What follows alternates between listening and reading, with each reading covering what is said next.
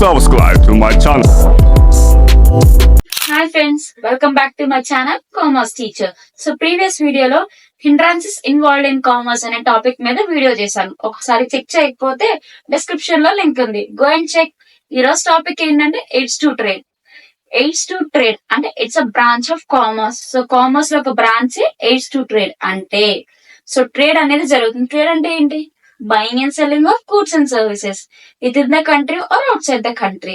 So ఆ country, within the country లేదా outside the country ఏం provide చేస్తున్నాం? Goods and services. సో అవి ఫెసిలిటేట్ గా free flow of goods and services జరగాలి అంటే ఎయిడ్స్ టు ట్రేడ్ అనేది కన్ఫర్మ్ గా ఉండాలి. సో ఇదేం చేస్తుంది? కామర్స్ అనేది ఒక ఆర్గనైజ్డ్ సిస్టమ్ లో ఫ్రీ ఫ్లో ఆఫ్ గూడ్స్ అనేది ప్రొడ్యూసర్ దగ్గర నుంచి కన్స్యూమర్ వరకు సేఫ్ గా రీచ్ అయ్యేలా చేసే ప్రాసెస్ ని ఎయిడ్స్ టు ట్రేడ్ అంటాము. సో దీనిలో 6 or 7 టైప్స్ ఉన్నాయి.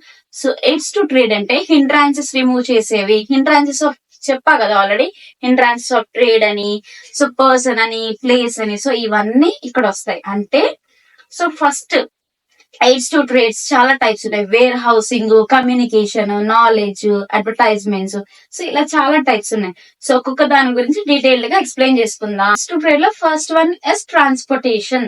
సో ట్రాన్స్పోర్టేషన్ అంటే it removes the hindrance of place. అంటే సో గూడ్స్ అనేవి ఎక్కడ మ్యానుఫ్యాక్చర్ అవుతాయి? విత్ ఇన్ ద స్టేట్ లోనా?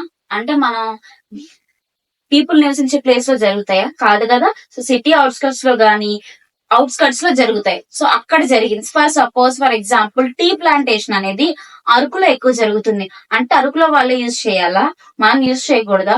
So all over the India use చేస్తున్నారు కదా టీ అనేది. సో ఆ టీ ప్లాంటేషన్ అరకులో ఎక్కడైతే మ్యానుఫ్యాక్చర్ అయ్యాయో అవి ఆల్ ఓవర్ ద నేషన్ వాడుతున్నారంటే దానికి కారణం ఎవరు? ట్రాన్స్పోర్టేషన్. అంటే ఎక్కడైతే మ్యానుఫ్యాక్చర్ అయినాయో ప్రొడక్ట్స్ అవి all over the nation, all over the world use చేస్తున్నారు అంటే people, it's because of transportation. It may be in the form of airways అవ్వచ్చు, రోడ్ వేస్ అవ్వచ్చు, వాటర్ వేస్ అయినా అవ్వచ్చు. ఇప్పుడు టీ ప్లాంటేషన్ కాబట్టి ఎయిర్ వేస్ లోనే other states కి పంపించాలి అంటే రోడ్ వేస్ లో వెళ్తాం. లేదు అదర్ కంట్రీస్ కి, అదర్ నేషన్స్ కి పంపించాలంటే it may be use airways అయినా యూజ్ చేయొచ్చు, వాటర్ వేస్ అయినా యూజ్ చేయొచ్చు. సో ట్రాన్స్పోర్టేషన్ అంటే ఏంటి? It removes the hindrance. ఏ హిండ్రాన్స్ ని రిమూవ్ చేస్తుంది? ప్లేస్ అనే హిండ్రాన్స్ ని రిమూవ్ చేస్తుంది. సో ఈ ట్రాన్స్పోర్టేషన్ వల్ల సో గూడ్స్ అనేవి ఆల్ ఓవర్ ద వరల్డ్ అనేది యూజ్ చేస్తున్నారు. Next one is communication. What you mean by communication? Communication అంటే ఏంటి అసలు?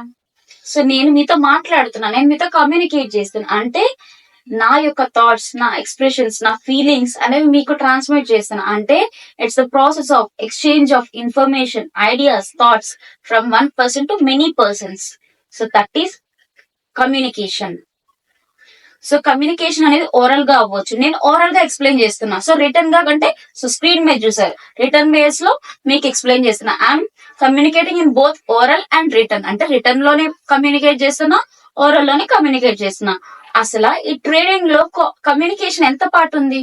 సో ఇప్పుడు మనం గూడ్స్ అండ్ సర్వీసెస్ అనేవి ఇంకొకరికి తెలియాలి అంటే కమ్యూనికేషన్ ద్వారానే తెలుస్తుంది.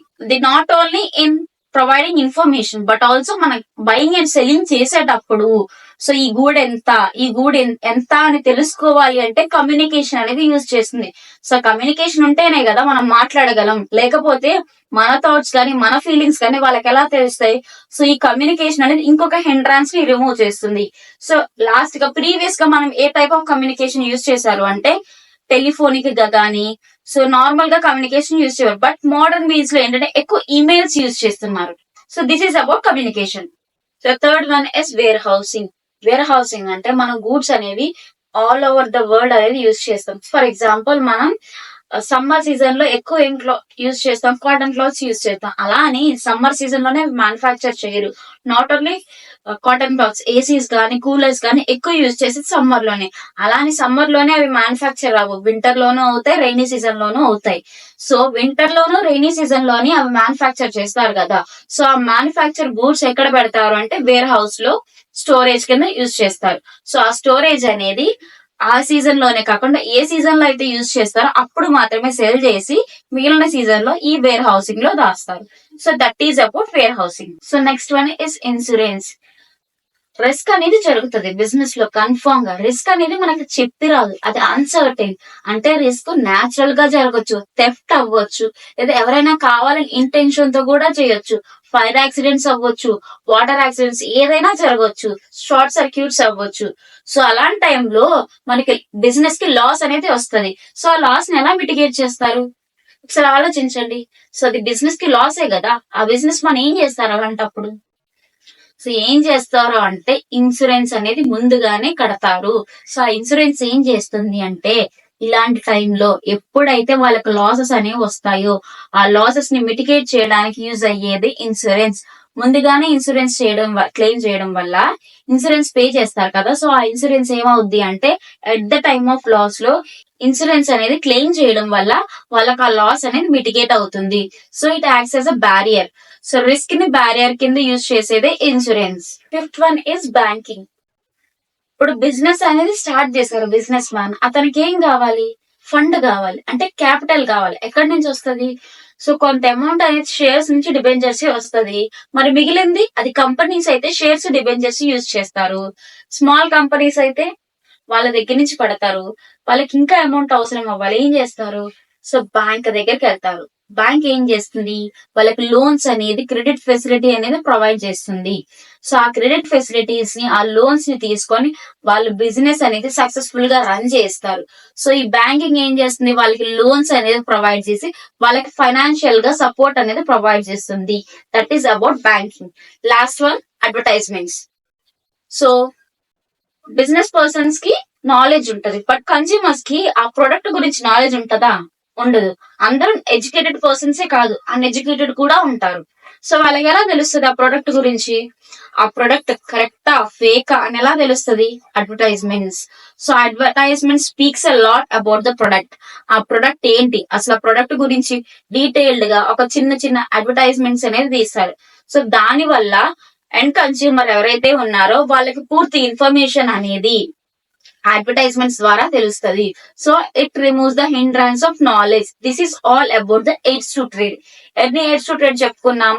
ట్రాన్స్పోర్టేషన్ గురించి చెప్పుకున్నాము, కమ్యూనికేషన్ గురించి చెప్పుకున్నాము, warehousing, insurance, banking and అలానే అడ్వర్టైజ్మెంట్స్ గురించి చెప్పుకున్నాం. సో ఈ రోజు క్లాస్ ఇది. So please like, share and subscribe my channel. Subscribe తో పాటు పక్కనే ఉన్న బెల్ ఐకాన్ క్లిక్ చేసి ఆల్ అనే నోటిఫికేషన్ క్లిక్ చేసుకోవడం వల్ల నేను ఏదైతే వీడియోస్ పోస్ట్ చేస్తున్నానో వెంటనే with in the short period లో మీకు వచ్చేస్తాయి ఆ వీడియోస్ అనేది. సో లైక్ చేయండి ఫ్రెండ్స్, షేర్ చేయండి, సబ్స్క్రైబ్ చేయండి. Thank you. Bye friends.